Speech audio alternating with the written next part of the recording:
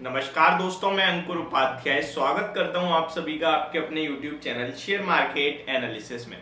दोस्तों, बात करूंगा IEX के स्टॉक के बारे में, यानी इंडियन एनर्जी एक्सचेंज के शेयर के बारे में। इस स्टॉक को लेकर 2-4 कमेंट्स आए मेरे पास और स्टॉक भी एक्शन में, तो मैंने वीडियो बनाने के लिए सोचा इस स्टॉक पे। इस स्टॉक को कंटिन्यू मैं कवर भी करता रहा हूँ। लास्ट बात करें तो आई थिंक सैटरडे या संडे में मैंने एक वीडियो अपलोड करी थी इस स्टॉक पे, जिसपे मैंने आप सभी के साथ बहुत सिंपल स्ट्रेटेजी शेयर करी थी। आई थिंक वो स्ट्रेटेजी शायद मेरे हिसाब से हर एक बंदे को क्लियरली समझ में आ गई, क्योंकि उसमें इतनी ज्यादा सिंप्लिसिटी थी। मतलब फॉर एग्जांपल कोई कॉम्प्लेक्स था ही नहीं उस स्ट्रेटेजी में। अगर अभी आपके पास ये शेयर है तो क्या करना चाहिए? देखिए, आज स्टॉक अच्छे मूव में दिख रहा है। 51 यानी more than 50 lakh shares already trade हो गए हैं और 1:30 यानी 1:30 बज रहा है अभी करेक्ट।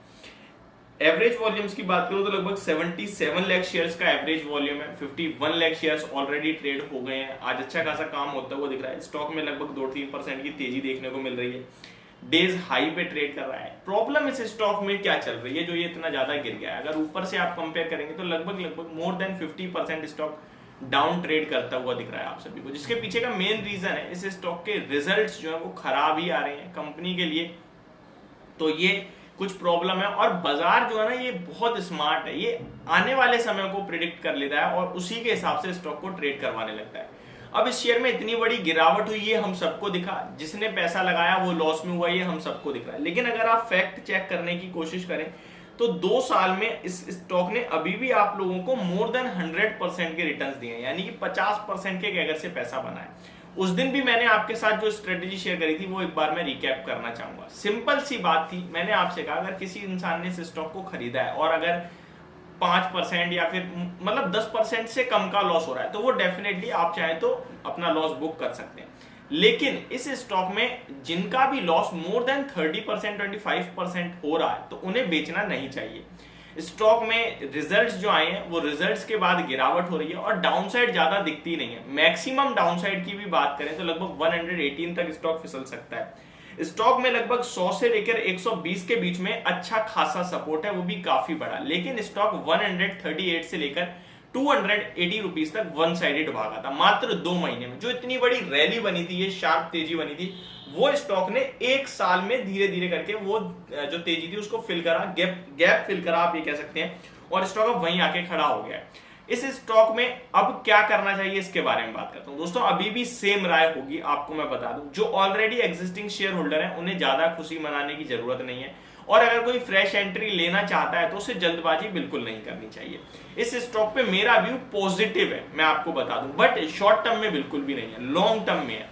अब आप इसके पीछे की जानकारी लीजिए। स्टॉक की बात करें तो लगभग 8 रुपए के समथिंग की इसकी प्राइस टू बुक वैल्यू, जिसके सामने 140 पे ट्रेड करता है अभी भी, यानी कि लगभग 16-17 टाइम्स के प्राइस टू बुक वैल्यू पे। तो सस्ता शेयर नहीं है, लेकिन मार्केट ऐसे शेयर्स को वैल्यूएशन देता है। अगर आप इसका रिटर्न ऑन इक्विटी देखें, रिटर्न ऑन कैपिटल एम्प्लॉय देखें तो आपको दिखेगा कि बहुत ही तंगड़ा है। अगर आप इसके मार्जिन देखें तो लगभग मोर देन 80% के मार्जिन क्लॉक करने वाली कंपनी है। अगर आप इस स्टॉक के बारे में और थोड़ी सी डिटेल में जानकारी लेने की चाहेंगे तो ये एक मोनोपोली स्टॉक भी है एनर्जी के एक्सचेंज का। लगभग मोर देन 90% का मार्केट शेयर है इस कंपनी का। But no doubt stock chart पे ब्रेकडाउन देता हुआ दिखा है हमें। अगर इस शेयर के बारे में बात करें तो ब्रेकडाउन जो दिया है वो अगर आप उसके हिसाब से देखें तो चार्ट्स पे अगर ये स्टॉक 145 रुपीज के ऊपर निकल के क्लोजिंग देता है, इनफैक्ट 145.80 जो कि 6 अक्टूबर की क्लोजिंग है, तब स्टॉक के चार्ट्स में थोड़ी पॉजिटिविटी आएगी। जिसके बाद पहला टारगेट 152 और दूसरा टारगेट 160 तक बनेगा इस स्टॉक में। लेकिन उससे पहले क्या करना चाहिए? तो उससे पहले की राय सिंपल सी है, अगर किसी का अभी लॉस 4-5% का रहेगा तो वो एग्जिट ले लें, क्योंकि अगले 3 से 6 महीने से स्टॉक में पैसा नहीं बनने वाला है। लेकिन किसी का लॉस मोर देन 25% है, 20% है, लॉस बढ़ा है तो वो बने रहे, क्योंकि इतना लॉस आपका यही स्टॉक कवर करेगा। दूसरे में शिफ्ट होकर चले जाएंगे आप तो आप हो सकता है वहां भी ट्रैप हो जाओ। मेरे हिसाब से ये स्टॉक के लिए अब यहां से डाउनसाइड लिमिटेड है, लेकिन लिमिटेड भी जो है वो 15% की है, यानी कि 118-115 तक स्टॉक डेफिनेटली नीचे में रीच कर सकता है। तो मेरे हिसाब से लंबी अवधि वाले बने रहे, जो 25-30% का लॉस है वो बेचना नहीं चाहिए उन्हें। स्टॉक अच्छा है, लंबे समय में आपको दोबारा रिकवरी देगा। तेजी आप सभी ने देखी थी किस हिसाब से बनी थी, स्टॉक 2 महीने में डबल हो गया था। तो नो डाउट बने रहिए, जो ये गिरावट है इसका यहीं कहीं दी एंड होगा और स्टॉक आगे चल के अच्छा परफॉर्म करेगा। और अगले 2 साल में मुझे लगता है स्टॉक यहाँ से भी डबल होने की दम रखता है, इजीली आपको दोबारा से 300 रुपए का लेवल दिखा सकता है। इनफैक्ट अगर मार्केट में रैली आई तो ये स्टॉक और तेज भागने की दम रखता है। तो ये मेरी वीडियो IEX के स्टॉक को लेकर, होप आपको सही राय मिली होगी। Thank you so much for watching this video, have a great day.